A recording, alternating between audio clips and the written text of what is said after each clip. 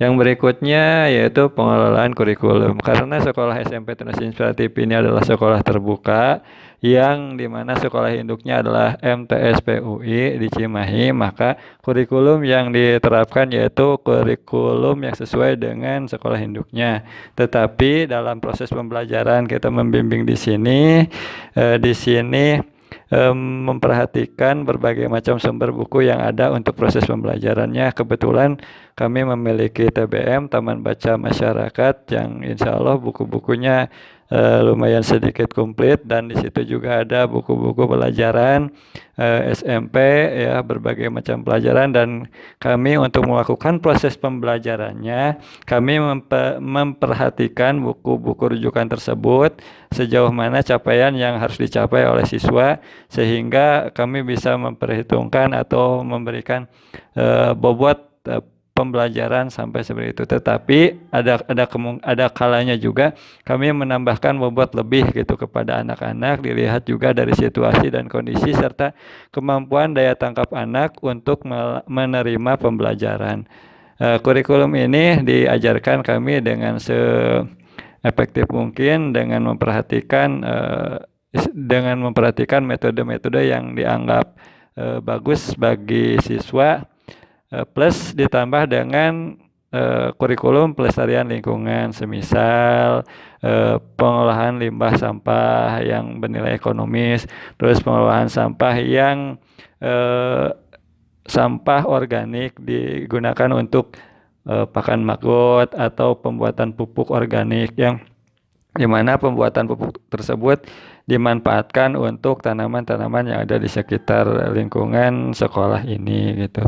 Terus ada juga mengenai biopori. Biopori adalah lubang-lubang resapan air yang fungsinya bisa menyerap air ketika hujan. Jadi air tidak lari kemana-mana, air disimpan di dalam tanah di lingkungan sekitar sini, sehingga pas musim kemarau di daerah sini tidak terlalu sulit air gitu, karena kita memiliki cadangan air tanah yang lumayan banyak. Juga daerah-daerah resapan air tidak ditutupi oleh tembok-tembok, sehingga insya Allah secara maksimal air bisa menyerap. Yang berikutnya juga mengenai masalah lingkungan, yaitu alat alat untuk penyaringan atau penjernih air yang dilakukan dari sampah botol aqua. Misalkan botol aqua dipotong lalu dijadikan alat penyaring atau penjernih air yang sederhana. Itu masalah kurikulum yang digunakan, dan plusnya itu masalah pelestarian lingkungan. Yang berikutnya yaitu masalah peserta didik, ya. Peserta didik ini kebanyakan dari kami yaitu berasal dari keluarga yang kurang mampu, ada juga anak-anak pemulung, ada juga anak yatim, ya. Mereka dikumpulkan di sini, diberikan pembelajaran, ya,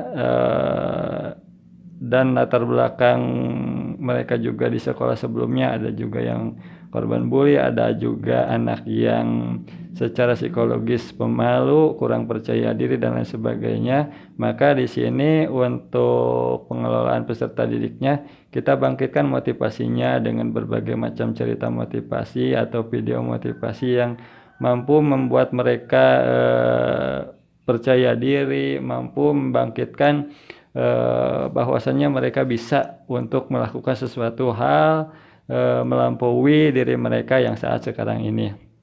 Nah, untuk masalah motivasi itu sendiri mungkin tidak cukup dan harus diberikan metode pembelajaran yang dirasa tepat bagi anak-anaknya.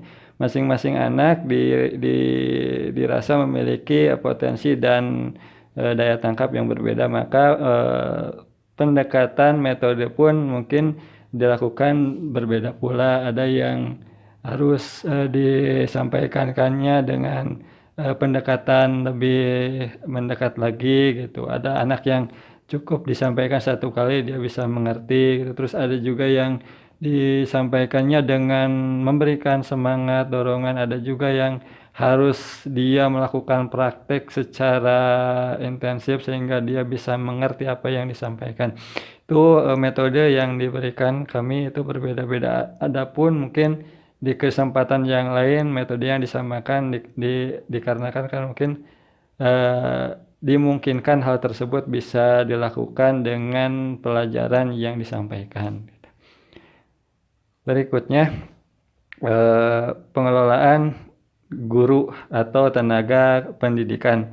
Guru di sini guru kami itu atau relawan kami menyebutnya. Kenapa? Karena guru-guru ini adalah orang-orang yang insya Allah kompeten, memiliki profesionalisme di bidangnya masing-masing, tetapi tidak terlalu memperhatikan masalah gaji dan lain sebagainya, karena mereka semua, ibu-ibu, bapak guru semuanya di sini diharapkan untuk bisa memberikan pembelajaran, bisa ikut mengabdikan diri di dunia pendidikan bagi anak-anak yang ada di sini.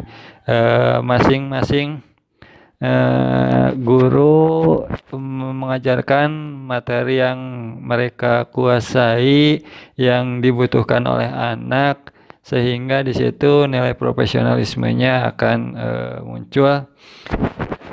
Dan tidak hanya sekedar relawan dari pihak sekolah sendiri, pengelola sekolah sendiri, dan yayasan, kebetulan ada beberapa orang rekanan yang bersedia menjadi donatur, memberikan beberapa rupiah untuk dijadikan salary atau gaji atau istilahnya uang lelah bagi para guru relawan ini. Dan alhamdulillah dari pihak yayasan juga menyampaikan walaupun mungkin nilainya tidak terlalu besar, tetapi ya mungkin itu sebagai bentuk ucapan terima kasih juga karena peranan dari ibu bapak guru selama ini membantu proses pembelajaran anak-anak di sini.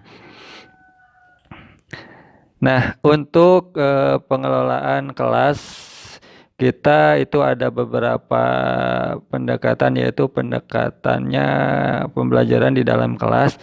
Biasanya kelas-kelas ini berupa saung-saung, karena di sini saung eceng berupa saung-saung terbuka gitu ya, supaya kondisinya fresh juga, tidak terlalu pengap, dan kebetulan belum ada ruangan yang tertutup, dan kami pun konsepnya karena ini sekolah alam maka dengan saung-saung yang terbuka. Ada pula pengelolaan kelas, yaitu dilakukan pembelajaran di alam terbuka ya, di bantaran Sungai Citarum. Mereka bisa menghafal Al-Quran, mereka bisa melakukan penanaman tanaman, identifikasi tanaman, bahkan proses pembelajaran matematika kayak biologi juga bisa dilakukan di alam terbuka gitu.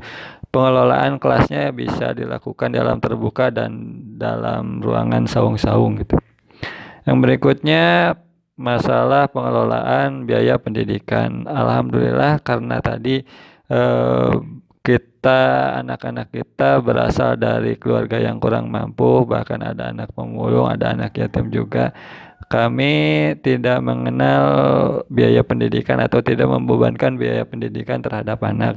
Bahkan ketika anak-anak terpaksa harus masuk ke sekolah induk, kami bantu untuk anak-anak mendapatkan ongkos dan uang bekalnya gitu. Jadi tadi dari pihak donatur, selain untuk beberapa rupiah untuk disampaikan kepada guru relawan, juga untuk biaya anak-anak untuk ikut proses pembelajaran di sekolah induk gitu.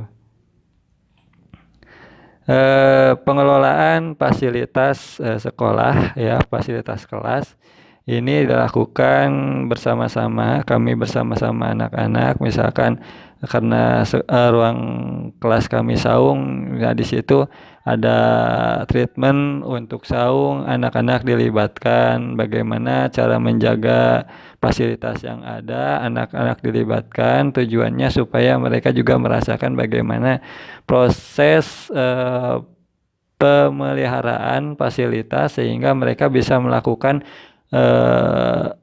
memanfaatkan fasilitas yang ada sebaik mungkin dan sehati-hati mungkin. Jangan sampai mereka sendiri yang membuat kerusakan terhadap fasilitas tersebut. Adapun mungkin fasilitas tersebut sudah waktunya ada perbaikan, maka mereka dilibatkan supaya mereka lebih menjaga lagi semua fasilitas yang ada di sini.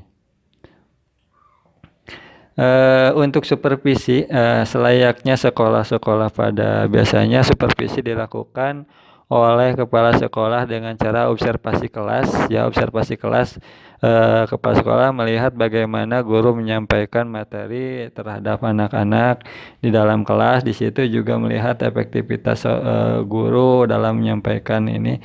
Kalau ada keluhan dari siswa dan sebagainya, mungkin di situ bisa disampaikan nanti di dalam rapat guru gitu.